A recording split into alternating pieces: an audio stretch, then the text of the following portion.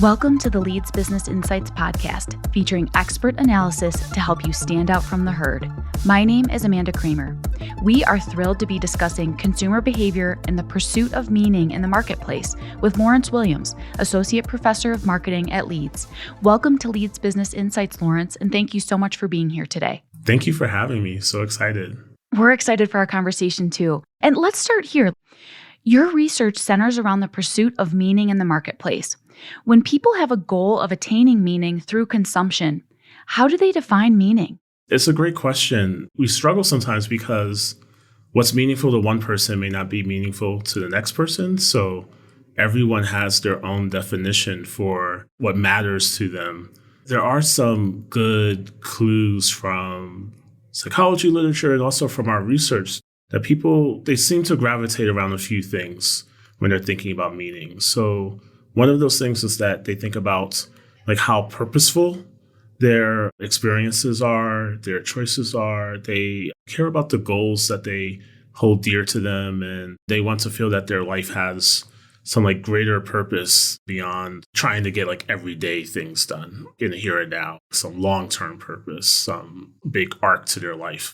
So we see that in our research. We see that when people are choosing products that help them achieve things that are important to them, they find those products to be meaningful. We also see that people think that meaningful products are things that allow them to express their values or allow them to express some aspect of their identity. In the psychology literature, we've spoken about that as meaning is related to the sense that your life matters or that you have some significance in the grand scheme of the universe. So being able to express yourself is one part of that, indicating that you matter in the world.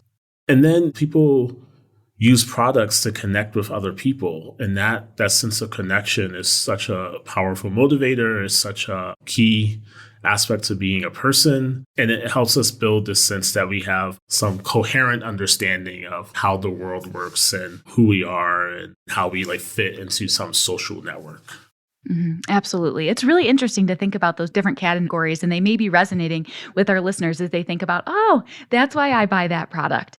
Speaking of feeling that way about purchases, can you tell us a little bit more about the concepts of intrinsic and extrinsic rewards, particularly related to consumption? Yeah, for sure. A lot of times when we talk about intrinsic versus extrinsic, intrinsic is something that's coming from the inside, and extrinsic is something that's like out there in the world. We tend to talk about those in terms of our motivation, what's driving us to pursue a certain thing, behave in a certain way, go a certain place, buy a certain thing. And sometimes those motivations are really coming from within us. So like I might have a desire to improve as a person. So I might buy a self-help book or enroll in a class or buy some gym equipment. Like all of those products or services would be tied to my like intrinsic motivation to improve. And then whichever benefits I get out of consumption, those are going to be related to like my intrinsic motive. So I would think of those as like the intrinsic rewards, whereas often it's easy to think about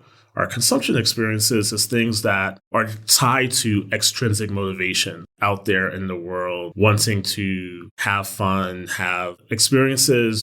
With extrinsic, it's about rewards that you receive that are outside of what you internally want. So this could be like external recognition, it could be status, these sort of like extra benefits. And those, they can motivate us, but they don't have the same motivational pull as something that's coming from within us. And the work that we've seen in the psychology literature, some of our work, it seems like meaningful things are really tied to our intrinsic motivations, these things that have this like long-term pull on our choices. Whereas these like extrinsic things, like they're kind of like trinkets. They're nice to have, but they're not necessarily this type of sustained consumption that you might care about as a marketer.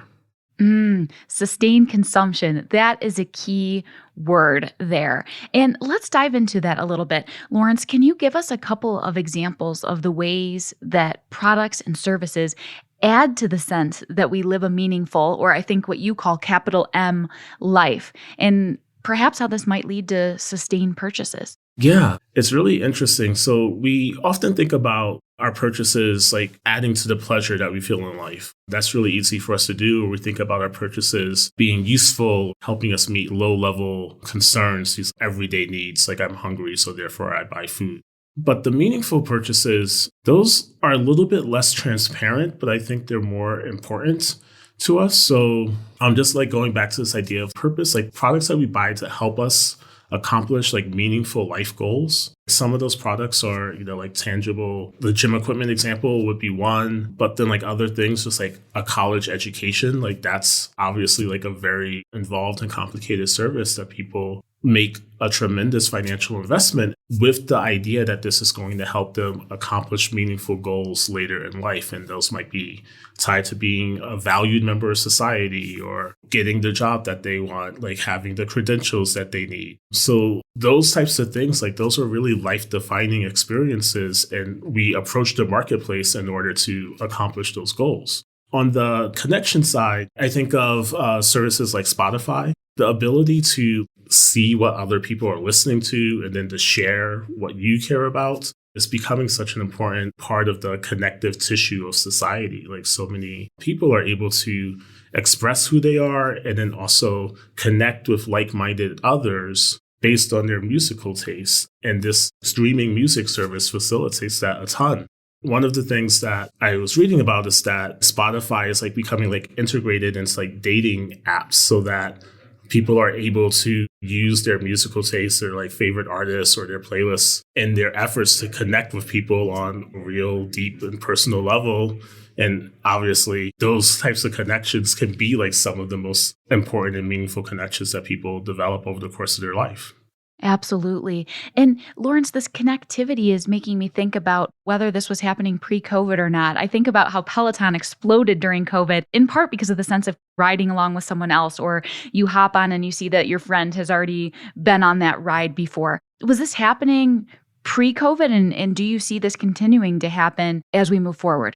I think that with COVID, we've seen the need for connection rise up as just an important driver of choice, an important driver of consumption. But it was there before COVID. We started this research project in 2018. So one of the nice things about our project is that we have various studies, both before and after the onset of COVID, before and during and after lockdown. And the key themes of the research persist in terms of our findings. But I think your intuition is exactly right that there is this added need for connection when the world is stripping away our ability to have naturally forming, like organically forming connections. You begin to be more intentional about those things. And we've all seen that in terms of being intentional about connecting with people online, in terms of reaching out to distant associates that you might not have thought to reach out with during the COVID lockdowns. But the sort of the connection between, or the relationship between meaning and connection, that's been a through line for about as long as we've looked back in the literature. Thank you for that helpful information. Connection being a piece that has been important and will continue to be important. I want to shift gears for a moment and dive a little bit more deeply into consumption, particularly around cost. So, Lawrence, your research found that when decision makers are pursuing meaning, their preferences and choices flow from a heightened focus on opportunity cost. And you had a surprising finding.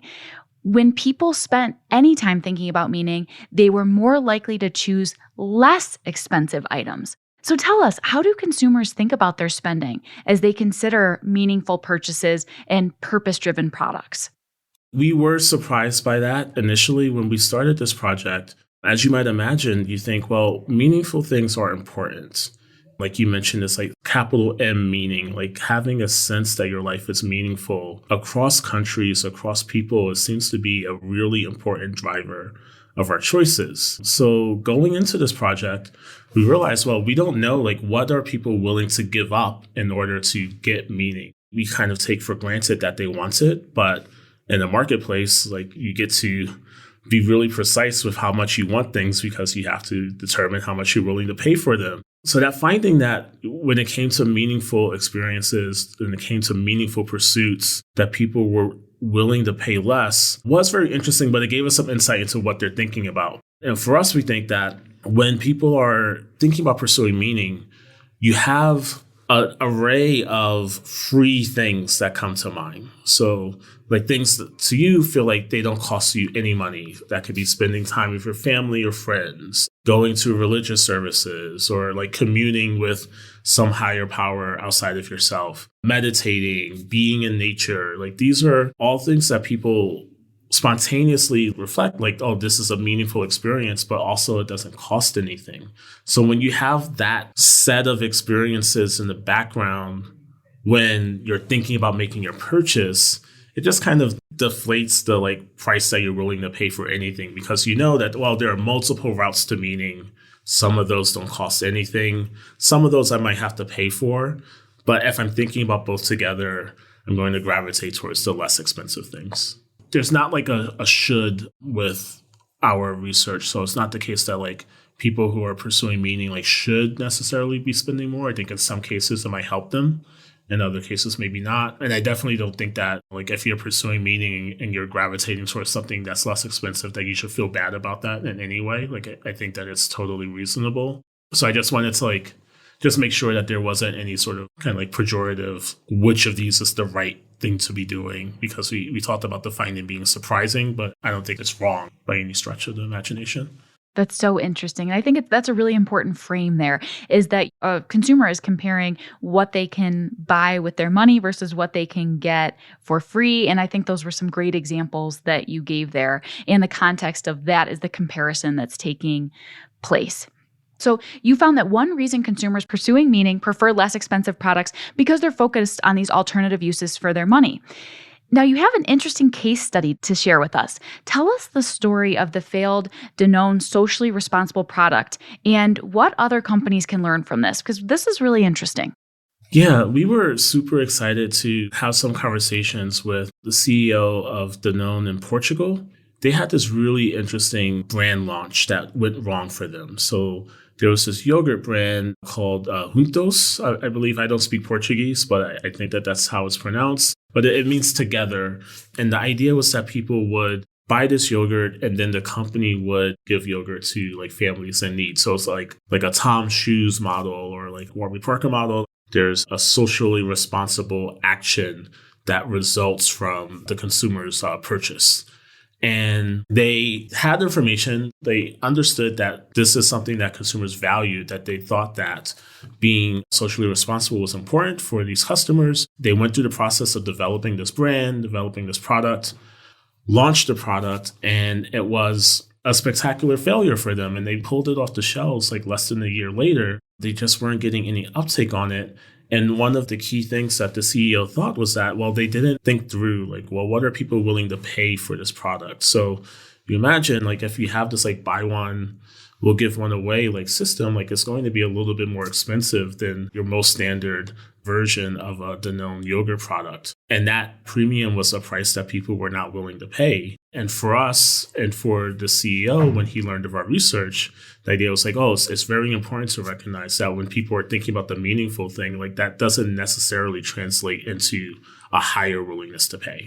So in terms of what like firms can learn from this, I think a big part of that is a little bit of a market research story and being oriented not only towards what people say they will be willing to do or what people say they care about, but actually giving them the experience to put their money where their mouth is and be a bit more sensitive to your pricing research when you have these value-driven categories in mind and these situations in which you might have a conflict between the importance of people's values and then the sort of like importance of their checkbook or how important it is for them to maintain their budget or save money.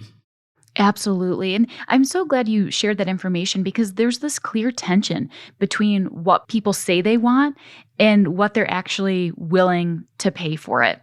Businesses are constantly striving to better understand consumer behavior and brand allegiances are changing. Are you able to speak to how a company can better understand their consumer and what they are willing to pay?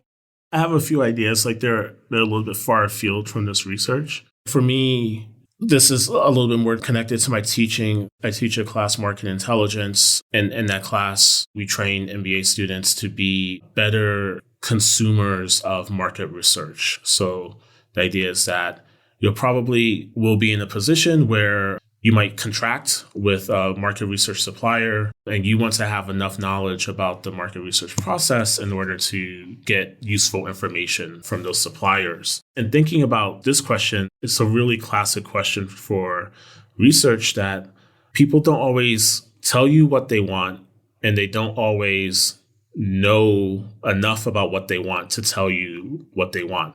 So self-reporting in research is always a little bit suspect.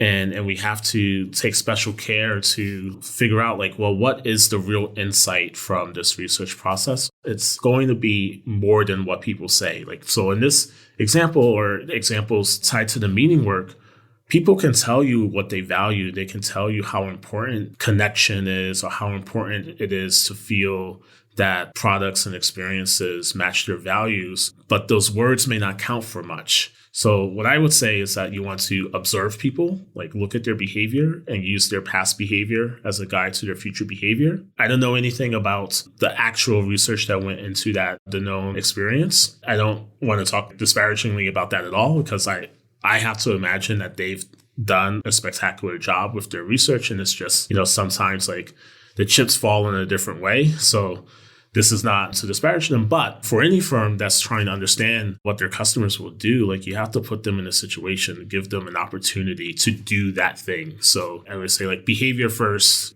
self-reports second, last, maybe not at all. And then, there are other techniques that you can use to understand people's reactivity. So low-level emotional reactions, sometimes you can collect that through physiological responses. Sometimes you can get that through neuroscientific or neuroimaging approaches. Getting people's immediate sense of their emotional reaction to a product or a service is going to be a really good signal for maybe not that individual person, but how the market overall moves towards those offerings. It's a combination of you want to use behavior. Behavior is a better indicator than what people say. And then if you have the capacity for anything related to low level, immediate reactivity, less conscious reactions to what you're putting in front of people, that's going to provide a more reliable signal. It's going to be less mucked up by all of this kind of corrective stuff that happens over time that interferes with the initial emotional response and then makes it a little bit less predictive in the moment of the individual's purchase behavior. But in aggregate, looking at the market overall, those immediate emotional responses tend to be really nicely predictive.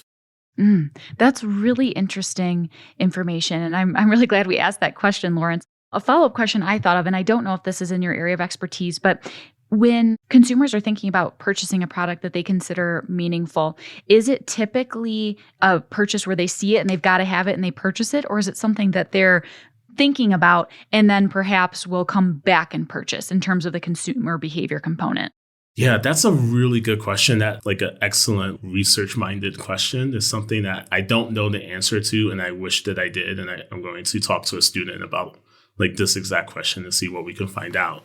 In our research, we put people into situations where they were making decisions in the moment. We asked them specifically to think about this as an unplanned purchase. Some other work that I've done where I asked people about their purchase history, and then ask them, was it meaningful, or was it primarily meaningful as opposed to being primarily pleasurable or primarily utilitarian? You get a mix of I got a set of concert tickets I was looking forward to, and I planned who I was going to go to the show with.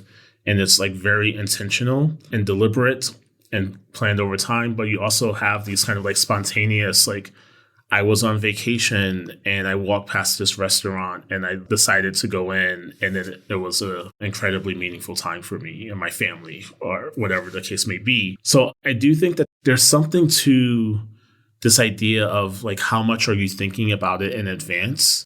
It gives you a basis for expecting how meaningful an experience might be, and having those expectations could either, from other research, we know it can either delight you when your expectations are exceeded, or it can be disappointing if your expectations aren't matched. Whereas you might get a different process if it's a little bit more serendipitous, a little bit more in the moment, more sort of tied to what we would typically think of as impulsive purchases. It's a great question. I wish I knew more about that. I'm fascinated. I can't wait to see what the future research finds. But I think that information you just shared is really helpful too in terms of the expectation piece, because that's a key part of purchasing and striving for that meaning that we've been talking about. I also wanted to ask Lawrence, I saw in one of your papers that you had a section on a few suggestions for companies in terms of adjusting their marketing plans to appeal to consumers who are looking for meaning via consumption. Is that something that you could tell us more about? Sure, yeah. So whenever we're doing research, we like to be very mindful of, well, how can people in the world outside of academia, how can they use this information? Like this was published in the Journal of Consumer Research. We're very interested in telling firms or telling governments, telling any sort of body, any institution that cares about consumers, like, here's what we know and here's how you might fruitfully apply this knowledge. So for us, one of the things that we thought was really important was that if you know that people are willing to spend less when it comes to meaning, you probably don't want to make your most expensive higher end purchases or higher end options the more meaningful ones in the set. You can do things where you have the high end version. I'm thinking of Apple Watch. You could get an Apple Watch for $200, $300. You can get an Apple Watch for like $1,000, right? Those high end ones, you might want to emphasize the pleasure of it. And then for things that are on the lower end of the spectrum, like you can emphasize like how it helps you connect or how it helps you accomplish your goals. I think that another really potentially useful learning from this research is that it seems like firms would do better to position themselves as partners in their customers' pursuit of meaning. I don't think you want to be Apple and competing with like a person's religion or like with a person's core social identity in terms of like their sources of meaning. But I do very much think that you can be an Apple or Google or whichever sort of company that you admire and say that, well, we can help you find meaning in the experiences that you already care about. I think that the tech firms do a really great job with this when they, in their communications, they focus on, here, look at our like photo sharing abilities and look at all of the things that you can do with your pictures and all of the ways that we can help you use our cameras to connect with your family, to be closer to the people that you care about, to express who you are creatively, artistically. It's really more about a partnership than it is about delivering that core meaning benefit directly. I think that's really interesting. And I'm thinking, Lawrence, too, every episode we have an LB idea or a key takeaway. And I think the key takeaway from our conversation with you is that if you are a company, you've got to think very strategically about meeting the consumer where they're at in terms of purpose, where they value and find meaning, and price sensitivity, and really leveraging their behavior rather than what they may be talking about aspirationally to drive your business decisions. I couldn't have put it any better myself. I think that there's a really like delicate balance in terms of people's desire for meaning and what they're willing to pay. And then that idea of, well, how do you learn about this? Use, like people vote with their feet, as they say. Use the behavior to guide your strategy. It's very easy, especially in modern world where we are incentivized to express our emotions, express our opinions almost daily, nonstop through social media, and all of that stuff gets amplified. It's really easy to talk about what you value, but when it's less about signaling and more about active choices, you have to look at people's behavior. Absolutely. Oh, perfectly said there in terms of the signaling. So we've walked through this Danone example. Do you have examples of socially responsible brands that have been successful in the marketplace? And why do you think that has been the case? Yeah, two things pop into my head quickly. One is an example that I would have to look up the details for it, but I believe it was Patagonia, and I think they pulled out like a full page ad, and it was like basically like, don't buy this jacket. And they were promoting the idea of sustainability generally, promoting the idea of you want to hold on to things for a long time. And for us, like we think that that's super important because the longer that you possess something, the more meaningful it can become to you. So we put so much of ourselves into our products. So if you have a jacket for years and it's being mended and you have experiences where you can tell stories about each tear and each repair, And then even like the type of thing that you have where you can like pass it down to another generation or someone else that you care about can get use from that. Those tend to be the things that get very much elevated in our minds of like, oh, this is a meaningful product. And we stop thinking about it as a consumption, as a good, but that doesn't change the fact that like it's all intimately tied to marketplace activity, from the initial acquisition to the repair processes to how you decide to get rid of it. Like all of that, is just like the central features of consumer behavior. Again, it's just like it's a little easy for us to not think of it that way. It's a little less transparent, but it's super important. So that ad, I think, spoke to a lot of people. It also emphasizes one of the things that I think is on the flip side of this research, which is the things that we pay more for have more of an opportunity to become meaningful to us. Like they tend to be higher quality. They tend to be more durable. One of the initial examples, and we use this example in the paper, is buying a coffee maker. And you can buy a coffee maker for $20 at Walmart, or you can buy a coffee maker for thousands of dollars at a designer store. And then there are many options in between. And for some of those like options on the lowest end, they're almost guaranteed to fail. It's like they're basically disposable. They're really designed for short-term purposes. Whereas some of these like more mid-range or some of these more expensive ones, they're built for the duration. This is something that you should not need to go out for the rest of your life and buy this espresso machine. It's like built to stay. And again, that idea of like something that I see every day that becomes part of my morning rituals, that becomes part of my experiences with my family or with my partner. Like those are the things that have a great opportunity to provide us with a sense of meaning. Thank you, Lawrence, so much for being here with us today. It has been a great conversation. We've learned a ton. Thank you so much for having me. Thank you again for listening to Leeds Business Insights. Don't miss a single episode. Subscribe to Leeds Business Insights wherever you get your podcasts. You can also find more information about our podcast series at leeds.ly/LBI podcast. We'll see you next time.